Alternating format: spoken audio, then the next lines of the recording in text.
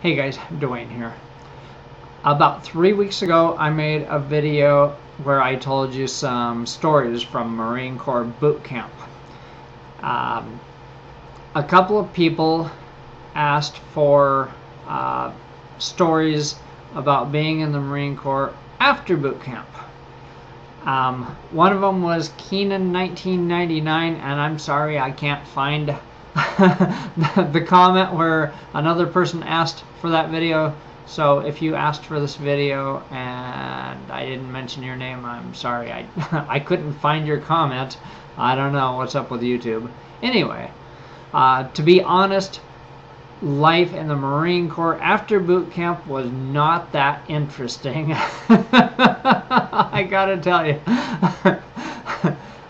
I was in the infantry, which was not my first choice. My first choice was motor transport, working on and driving the vehicles. That's what I wanted to do, but I failed the colorblind test. And for some reason, they don't want people who are colorblind to be splicing wires together on their vehicles. I don't know why.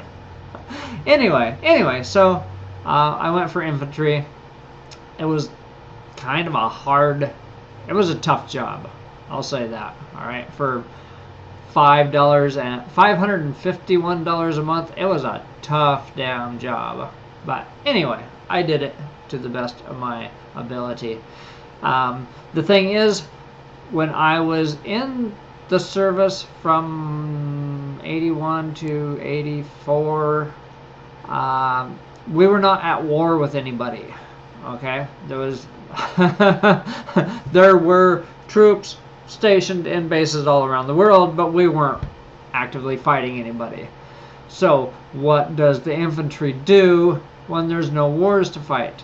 They train and train and train and train. Actually, we did a lot of cleaning our rifles. Oh yeah.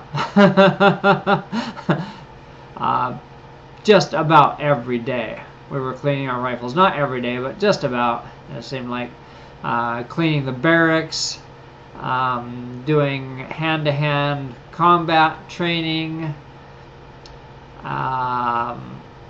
We did 20-mile marches through the desert with pack. We did maneuvers, clearing a structure, stuff like that. I rode on a helicopter once.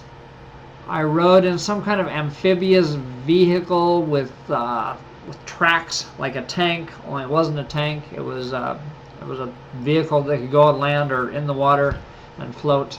Yeah, that just about made me sick from the smell of the diesel fumes. Yeah, that was not fun. Anyway, so I have two stories that I can recall fairly vividly that I will share with you, and as I think of more, I'll make more videos, but this video is about two specific stories. Okay, so we were on a 2-day hike. I don't remember how far we went. I'm thinking 50 kilometers, something like that.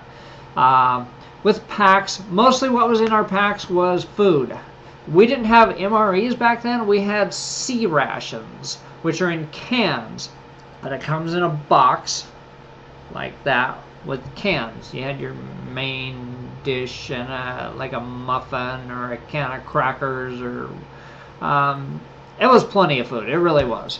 And each one had a P38 can opener. So by the time I got out of the service, I had over 100 of those. I eventually gave them away, and I maybe have 5 left. Anyway, so we were on this 2-day hike out in the desert, and at the end of the first day, the platoon sergeant told us to dig foxholes. Well, they had done this. Thousands of Marines had done this thousands of times. So there were already foxholes in the area, right? Actually, we didn't call them foxholes.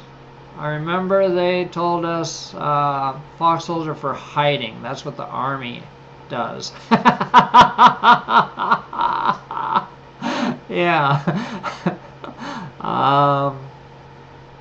I don't remember what they called them. I'm drawing a blank. It was a long time ago. Anyway, so we were supposed to dig these foxholes, which were already there. So everybody got out their entrenching tool, E-tool, which was basically a folding shovel like this.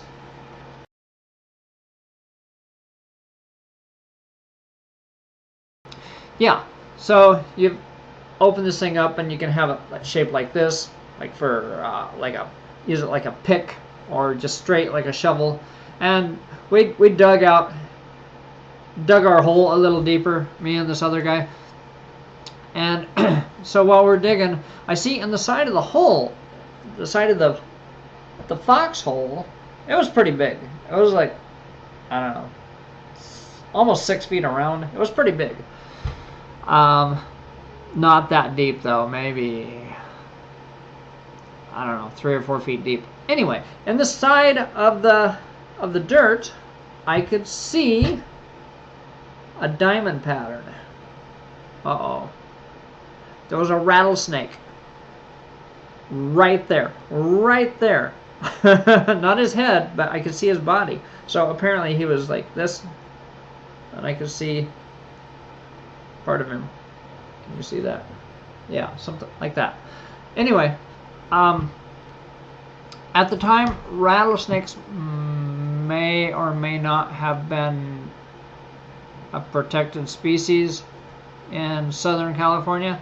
So I'm not going to tell you that I took my E-tool and chopped him up into little bits. I'm not going to tell you that. But, you know, nobody wants to get bit by a rattlesnake.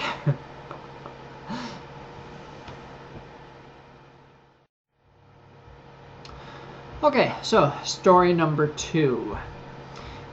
I lived off base with my wife. We got married just before I joined. So after boot camp, when I got to my duty station, which was still in Southern California, she joined me and we got an apartment off base. So that meant every day I had to drive to base and show up for work, basically. And on this particular day, for some reason, I was in a really, really bad mood. I don't remember why, but I was really pissed off about something and didn't want to be effed with. I just wanted to be left the hell alone. So, yeah, that's setting the stage for what happens next. So we were going to go on a 20-mile hike with packs. No big deal. Did it many, many times. But we were standing outside with our packs, waiting. We knew what we were going to do. We knew where we were going to go. We knew the plan. But for some reason, we're standing outside waiting. For what? I don't know. And this happened a lot.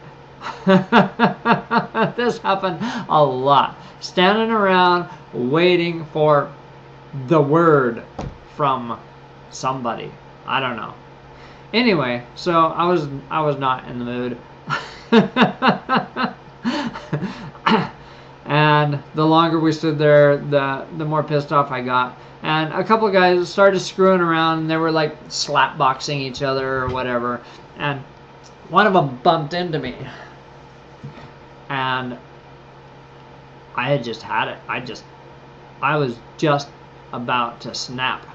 And so I stood my ground. I just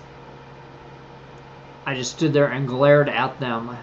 And here's the problem.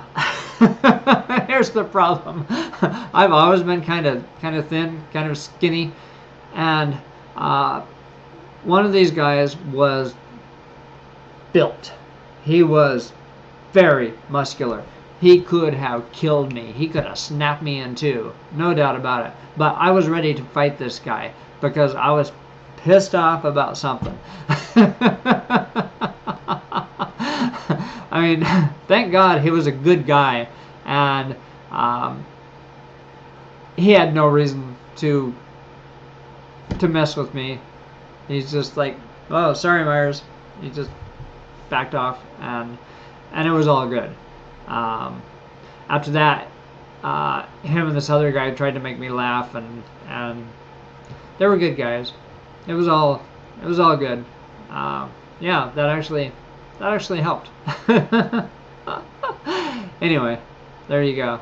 Long story about nothing, but it's pretty vivid in my memory. Thanks for watching. Have a great day. Peace out.